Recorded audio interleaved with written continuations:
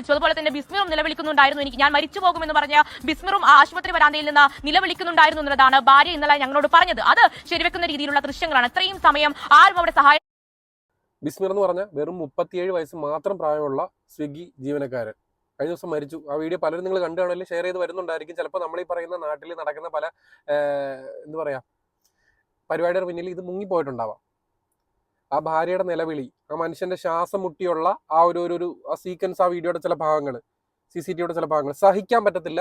ഞാൻ ഈ പറയുന്നത് നമ്മുടെ നാട്ടിലെ നമുക്ക് വേണ്ടിയിട്ടും എനിക്കും നിങ്ങൾക്കും വേണ്ടിയിട്ടാണ്. ഇത് നാളെ എനിക്കോ നിങ്ങൾക്കോ നമ്മുടെ വീട്ടിലുള്ളവർക്കോ നമ്മുടെ കുടുംബത്തിലുള്ളവർക്കോ നമ്മുടെ നാട്ടുകാർക്കോ നമ്മുടെ സുഹൃത്തുക്കൾക്കോ ഇത് വരുന്നതിന് മുമ്പ് ഇതിൽ ഇടപെട്ടേ പറ്റത്തുള്ളൂ. അതിന് വേണ്ടിയിട്ടാണ് ഈ ഒരു വിഷയം ഞാൻ ഇവിടെ സംസാരിക്കുന്നത്. ഇത് തീർച്ചയായിട്ടും ചർച്ച ചെയ്യപ്പെടേണ്ട കാര്യം തന്നെയാണ്. ഇവിടെ വിദേശ രാജ്യങ്ങളെ പോലെ ഇവിടുത്തെ ഗവൺമെന്റ് ഹോസ്പിറ്റലിന് വളർച്ച വരുന്നുണ്ട്, കെട്ടിടങ്ങൾ വരുന്നുണ്ട്. പക്ഷെ ചികിത്സ കിട്ടുന്നുണ്ടോ? ആളുകൾക്ക് ജീവൻ നഷ്ടപ്പെടുന്ന അവസ്ഥയാണ് ഇവിടെ ഉണ്ടാവുന്നുണ്ടെങ്കിൽ ഈ പറയുന്ന കെട്ടിപ്പൊക്കുന്ന ഈ സൗധങ്ങൾ കൊണ്ട്, ഈ പറയുന്ന മൺകൊട്ടാരം, സിമെന്റ് കൊട്ടാരങ്ങൾ കൊണ്ട് എന്തെങ്കിലും ഗുണമുണ്ടോ? അത് നമ്മൾ ഉന്നതതല മന്ത്രിമാരിലേക്കും ഉദ്യോഗസ്ഥരിലേക്ക് ഈ വിഷയം എത്തണം. ആ മനുഷ്യന്റെ ജീവൻ പോയി, ഇനി അടുത്തൊരാക്കി അവസ്ഥ ഉണ്ടാവരുത്. ഈ വിഷയം ഞാൻ കാണിച്ചു തരാം. വിളപ്പിൽശാല ഹോസ്പിറ്റൽ, എനിക്ക് തോന്നുന്നത് ഒരു പ്രാഥമിക ആരോഗ്യ കേന്ദ്രമായിരിക്കാം. പക്ഷെ ആ മനുഷ്യന്റെ ശ്വാസം മുട്ടിയുള്ള പെടച്ചില് നമ്മൾ ഓരോരുത്തരും കാണണം. ഇത് നിങ്ങൾ ഷെയർ ചെയ്യണം.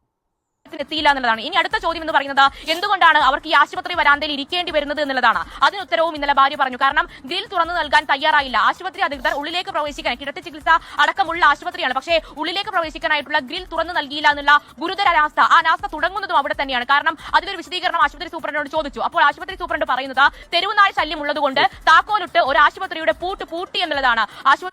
അതെ, പൂട്ടിയില്ലെന്നുണ്ടെങ്കിൽ തെരുവുനായ താക്കോല് തുറന്ന് അകത്ത് കയറും. ഇവിടെ സംഭവിച്ചെന്ന് പറയുന്നത് ബിസ്മിർ എന്ന് പറയുന്ന മനുഷ്യൻ രാത്രി, അതായത് വെളുപ്പിനെ ശ്വാസം മുട്ടൽ കാരണം രാത്രി ഏകദേശം 1:28 36 മറ്റോ ആയപ്പോൾ അവിടെ ഹോസ്പിറ്റലിൽ എത്തുകയാണ്. 28:36 മറ്റോ ആയപ്പോൾ ഹോസ്പിറ്റലിൽ എത്തുന്നു. ആ മനുഷ്യൻ അവിടെ കിടന്ന് നിലവിളിക്കുന്നുണ്ട്. ഈ മനുഷ്യന്റെ ഭാര്യ അവിടെ കിടന്ന് നിലവിളിക്കുന്നുണ്ട്. ഏകദേശം 2 മിനിറ്റോളം സമയം ഈ മനുഷ്യൻ അവിടെ കിടന്ന് മരണത്തോട് മല്ലടിക്കുക.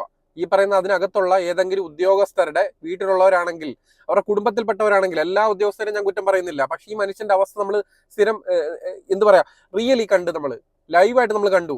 ബാക്കി കാര്യങ്ങൾ ആ മനുഷ്യന്റെ ഭാര്യ പറയുന്ന കാര്യങ്ങൾ കേട്ടോ. ഞാൻ ഈ വിഷയം കണ്ടപ്പോൾ ഞാൻ വിചാരിച്ച ആ മനുഷ്യൻ രക്ഷപ്പെട്ട് കാണുമായിരിക്കാം. ആ മനുഷ്യൻ രക്ഷപ്പെട്ട് കാണും, അങ്ങനെ ഞാൻ പ്രാർത്ഥിച്ചു. പക്ഷേ ഈ 37 വയസ്സുകാരനായ ബിസ്മിർ എന്ന് പറയുന്ന ആ ചെറുപ്പക്കാരൻ മരണപ്പെട്ടു പോയി. അവിടുന്ന് വേറെ ഹോസ്പിറ്റലിലേക്ക്, മെഡിക്കൽ കോളേജിൽ കൊണ്ടുപോയപ്പോൾ പറയുന്നത് 20 മിനിറ്റിന് ശേഷം അവിടെ എത്തുന്ന ആ സമയത്ത് പറയുന്നത് പ്രാഥമികമായിട്ടുള്ള ആ ഒരു CPR കൊടുത്തിരുന്നെങ്കിൽ, ഇല്ലെങ്കിൽ ആ ചികിത്സ കിട്ടിയിരുന്നെങ്കിൽ മനുഷ്യൻ രക്ഷപ്പെട്ടു പോയനെ. വെറും 37 വയസ്സ്, 37 വയസ്സ്, വെറും 37 വയസ്സ്. എന്തോ പ്രായമുണ്ട് ജീവന്റെ എത്ര ടൈം ആയിട്ടുണ്ട്? അദ്ദേഹത്തിന്റെ ഭാര്യ പറയുന്ന കാര്യത്തിലേക്ക് പോവാം. ഈ CCTV ദൃശ്യങ്ങളിൽ കാണുന്നുണ്ട്, മിനിറ്റുകളോളം നിങ്ങൾ പുറത്തിരിക്കുന്നു, കരയുന്നു, പക്ഷെ ആരും വന്നില്ല, ആ ഗേറ്റ് തുറന്നില്ല, ഗ്രില്ല് തുറന്നില്ല. അതെങ്ങനെയായിരുന്നു ആ സമയം? എല്ലായ്പ്പോഴും അവിടെ അങ്ങനെയാണ്. ഞങ്ങൾ വെള്ളിയാഴ്ച രാത്രി പോയപ്പോഴും അവിടെ ബെല്ലടിച്ച് അവർ എണീറ്റ് വന്ന് OP ടിക്കറ്റ് എടുത്തതിന് ശേഷം മാത്രമേ രോഗിയെ നോക്കാറുള്ളൂ. ഈ അന്നത്തെ ദിവസം അവർ ഉറക്കത്തിൽ നിന്ന് വന്നിട്ട് അവർക്ക് പൂട്ട് തുറക്കാൻ അവർക്ക് പറ്റുന്നില്ല. അന്ന് ഒരുപാട് താമസിച്ചിട്ടാണ് പൂട്ട് തുറന്നത്.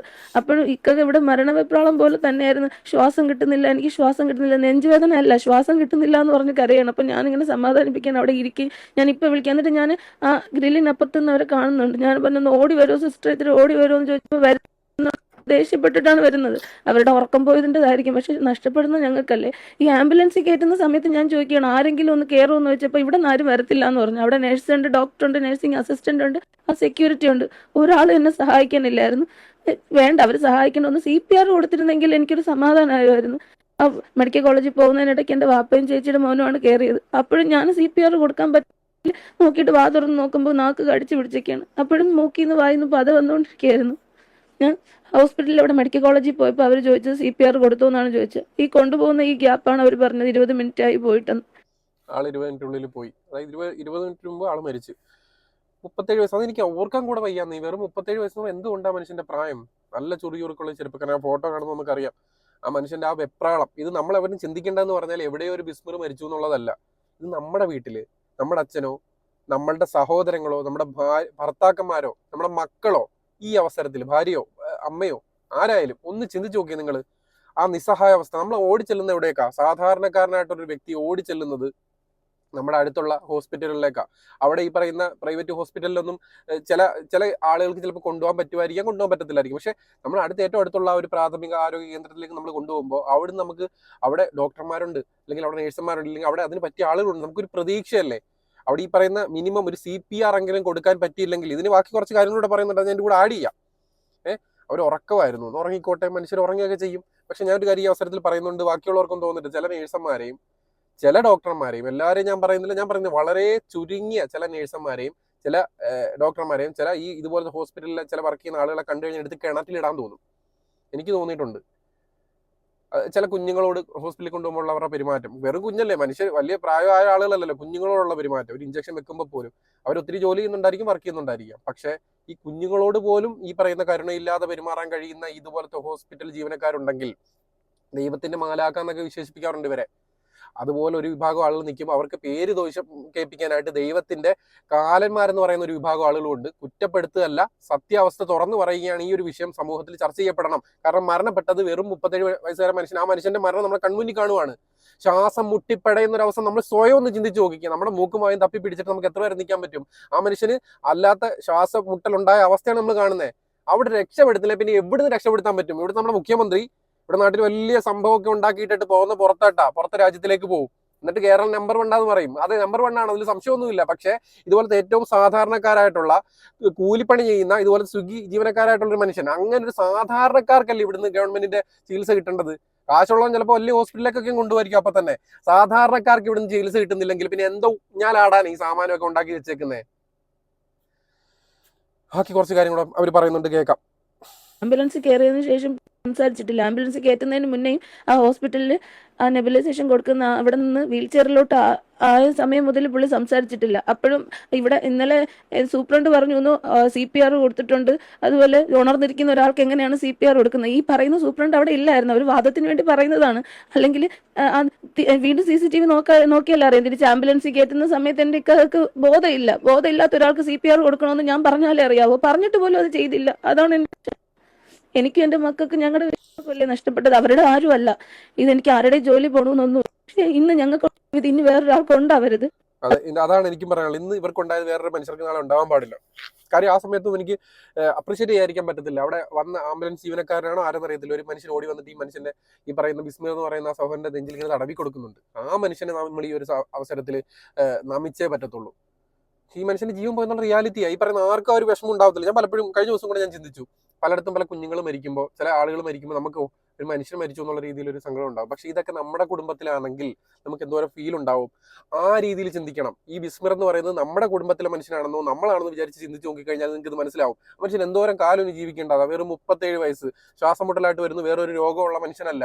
കൃത്യമായ ചികിത്സ കിട്ടിയിരുന്നെങ്കിൽ, ഈ വാർത്തയിൽ പറയുന്നുണ്ട് ഏകദേശം 5 മിനിറ്റോളം അതിനകത്ത് വൈകിയെന്ന്. അത് വിട്ടേക്കാം, CCTV തന്നെ നമുക്ക് നോക്കിയാൽ മനസ്സിലാവും. ഏകദേശം 2 മിനിറ്റോളം ഇവർ അങ്ങോട്ടും ഇങ്ങോട്ടും കിടന്ന് ഓടുന്നുണ്ട്. ഒരു ഹോസ്പിറ്റലിൽ വന്നിട്ട് ഞങ്ങൾക്ക് എന്തെങ്കിലും ചെയ്യുന്നു പറയുന്നത്. ആ സമയത്ത് നമ്മുടെ ഒരുപാട് കാശുണ്ടായിട്ടോ നമ്മുടെ ഒരുപാട് പണം ഉണ്ടായിട്ടോ ഒന്നും കാര്യമില്ല. ആ സമയത്ത് ഇവർക്ക് ചെയ്യാൻ പറ്റുന്ന കുറച്ച് കാര്യങ്ങളുണ്ടായിരുന്നു. അത് കൃത്യമായിട്ട് അവിടെ കിട്ടിയില്ലെന്നുണ്ടെങ്കിൽ എന്തോ, ഞാൻ നേരത്തെ പറഞ്ഞ പോലെ ചോദിക്കുന്നത്, എന്തോ ഞാൻ ഈ സാമാനം തുറന്നു വെച്ചോണ്ടിരിക്കുന്നത്. ഇവിടെ മെയിൻ ഈ പറയുന്ന ആളുകളിലേക്ക് ഇത് എത്തണം. ഇവർക്ക് ചിലപ്പോൾ സസ്പെൻഷൻ കിട്ടുമായിരിക്കും 6 മാസം. ഇല്ലെന്നുണ്ടെങ്കിൽ ജോലിയിൽ നിന്ന് കുറച്ചാൽ മാറ്റി വെക്കും. ഒരു കാര്യമില്ല.